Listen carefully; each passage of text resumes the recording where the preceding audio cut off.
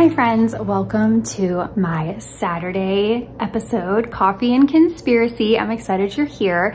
Today we are gonna start with a little walk down memory lane. It's 2004, we're all crimping our hair, wearing weird capri gaucho things with multiple lacy tank tops underneath and skinny scarves, with our Razr cell phones, which mine was actually bedazzled. I did super glue gems to it to really make myself stick out, and we were all rocking our AOL usernames, which mine was Hey Hizzle, which I probably shouldn't admit out loud, but it was. And to set a little tone or perspective, I guess, for this time frame, Ask Jeeves was still around then. We were still asking a little butler questions for us. He was a butler, right? Yeah. So, oh, I also want to say too, MapQuest was popular at this time. So we were all driving around, clearly not distracted by trying to look at our maps as we're driving down the highway. Yeah, MapQuest was wild. So I remember, sorry, that was my dog sneezing. So I remember when I was 15, we visited my oldest brother in college. He was in college in Chicago, I believe, at this time. And we were there and we were in his dorm room. He's like showing us around. He was like, hey, I want to show you guys this really cool new website that's for college students only. It's called Facebook. So I'll never forget, he had like a desktop computer. I was so young and I remember seeing it, this blue logo with an F on it. And he was like, you have to have a .edu address to get on it, but all of us college students can connect with each other. It's so cool. And I remember us 15 years old and I was like, I cannot wait to go to college to get my own Facebook. Like, I remember thinking it was exclusive, it was cool, like I couldn't wait to get on it, and I'll never forget that. So that is what we're gonna talk about today. The origins of Facebook. Yes, friends, I'm sure you're aware there is a conspiracy theory behind how Facebook was started. We're gonna rewind a year, back to 2003. DARPA, who was the research agency of the Department of Defense, basically developed something, and it was called LifeLog. The goal of LifeLog was this, I'm gonna read it to you. The project's goal was to trace an individual's life by capturing their experiences from phone calls and emails to their breaths, steps, and locations. It could also help computer scientists develop computers that can recall life as distinct episodes, which is a key issue in creative thinking computers. Okay, so that's like, I think even from Google, so you can literally Google it, LifeLog. And as I was researching LifeLog, now where we have AI, I definitely think this project was setting the stage for not only Facebook, obviously, but just everything there is to come that we're seeing now. It's really crazy. So LifeLog, that is a real thing. You can Google it, you can go online. It was a real project by DARPA, which was the Research and Development Agency of the Department of Defense. Okay, friends, real thing. That's not a conspiracy. You can Google it if you trust Google, just saying. LifeLog's goal was basically to create an almost flawless recall, almost like a computer recall, to provide a perfect digital memory for an individual, okay? Very forward thinking. So we're gonna take a deep dive into the actual LifeLog report by DARPA. Okay, this is from DARPA, the LifeLog report. I have it linked below. You can actually look at it. I do wanna give James Corbett, I think my husband, I don't know how to say his last name, but I'll link him below. My husband watches a lot of his stuff. He has a ton of stuff about LifeLog if you want to get into it. He's excellent. We love watching him, so I'll link him below too. So a lot of this stuff I got from his research. Okay, so as we're reading through the DARPA project from the DARPA people, the government, I want you to keep your ears perked for familiar words. Remember, this was back in 2003. Facebook did not exist, okay? Like, social media was not a thing. I don't even know if Xanga was out then. I could probably Google it and see, or if, what was the other one? MySpace was out at this time. I genuinely don't know.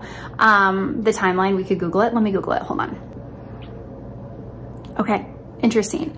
MySpace came out 2003, so that's interesting. That tells you how far along social media was, okay? Was MySpace, which I haven't really researched, so something to research, I guess. And we're gonna take a deep dive. So let's jump into the DARPA report. I want you to keep your ears perked for specific words that we use now every day. So when you're hearing it, you might be like, oh yeah, that's normal. But think, this was back in 2003, okay? We're all wearing our gauchos and our lacy tank tops, and we have, was the iPod Shuffle out? I don't even think the iPod Shuffle was out, right? iPod Shuffle came out 2005. Okay, so we're probably all still walking around with literal CD cases with those little styrofoam kind of headphones that we all used to have. Okay, that's where we're at. So just remember that context as we read through this report. The objective of this life log concept is to be able to trace the threads of an individual's life in terms of events, states, and relationships. Patterns of events in a timeline supports the identification of routines, relationships, and habits, preferences, plans, goals, and other marketers of intentionality at the highest level. Okay, so I hear threads, I hear timeline, I hear relationships, events, and states. I am feeling, right? Don't they want us to write that on there? I'm not on Facebook anymore, but they used to when it first came out. I'm feeling blessed with a little angel like halo. In a relationship, it's complicated, whatever. Events, I feel like that's a big thing on Facebook. Okay, so this is continuing with the report. LifeLog is interested in 3 major data categories.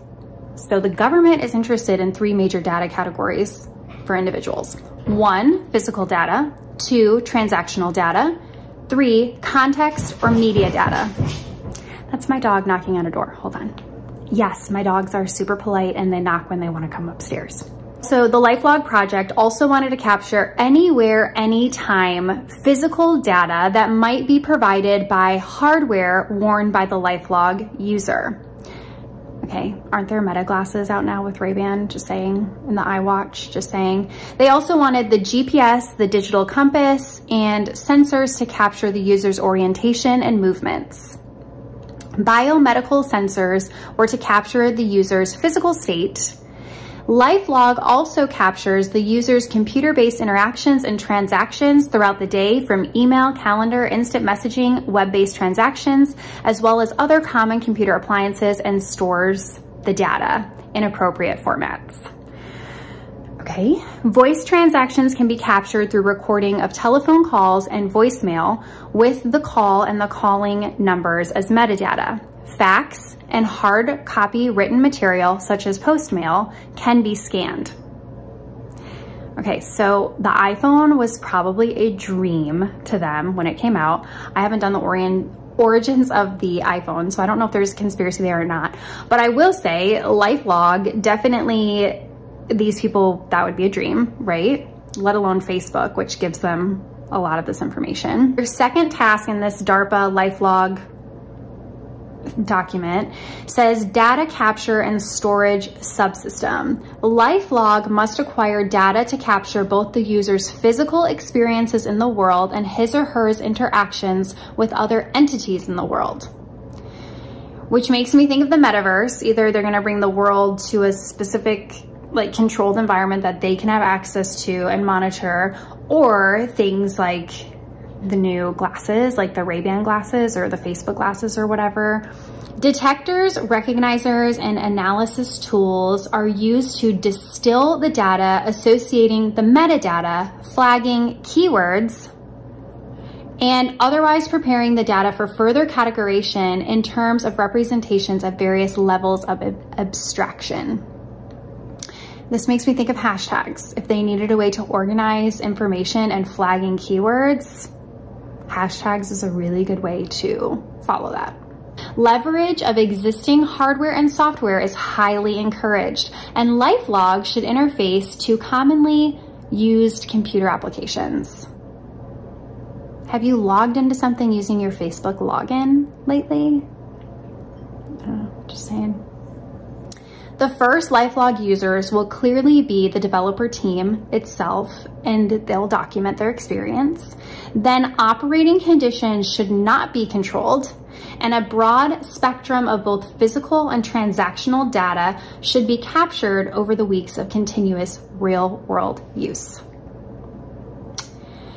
So is this why it was launched in a small group? Just college students only? Just people they could know exactly where they're at, know the campuses and follow what they're doing, and they could interact with each other. They're gonna know who's there. I don't know, just weird. And back in 2003, LifeLog started gaining attention, and the civil libertarians immediately called for this project to be ending. They were like, this is not good. We should not be following people and knowing what they're doing all the time and documenting everyone's lives and literally their breaths, what they're taking, the amount of breaths that they're taking and what they're consuming, et cetera, et cetera. And they actually cited one of their main arguments was LifeLog could become the ultimate tool for profiling potential enemies of the state. And what's really interesting, which again, this blew me away when that was their argument, is that that's already happening with AI. Now, not in every single case, but AI actually has been used to detect a pre-crime against people, someone who they think probably could have maybe had the intention to do a crime based off AI. The other thing is AI also has misidentified people. They've used facial recognition software and misidentified and arrested the wrong person. This has happened multiple times. There's a story in New York Times, I'll tag it below. A guy got arrested from facial recognition software in Michigan. He did jail time and it wasn't him. Another time that happened, an algorithm found the wrong person in Chicago. That's on an AP News article. I'll link it below. Also in 2022, a data analysis and social scientists at the University of Chicago developed an algorithm that said they can predict crimes 1 week in advance. So I don't know, AI is freaky, it freaks me out. I'm not gonna talk about AI right now because I really don't know enough about it besides the fact that it makes me queasy on the inside because I just don't trust it. But all this to say, what happened to LifeLog, right? We're reading through LifeLog. That's a real thing. It was a real thing by our government. And what happened to it? Where is it? Well, friends, LifeLog was put to rest January 2004. The government said, this can be weaponized against the people. We understand your concerns. LifeLog will cease to exist. We're closing the operation. Don't you worry. Then February 4th, 2004, Facebook was started. So friends, has the government been experimenting on us through social media with the intention to create thinking computers? Or was Facebook just a brand new idea that happened to have a bunch of DARPA language and rhetoric in it? I'll let you decide if you need the tinfoil hat, or if you're girly like me, the tinfoil bow or not. Cheers!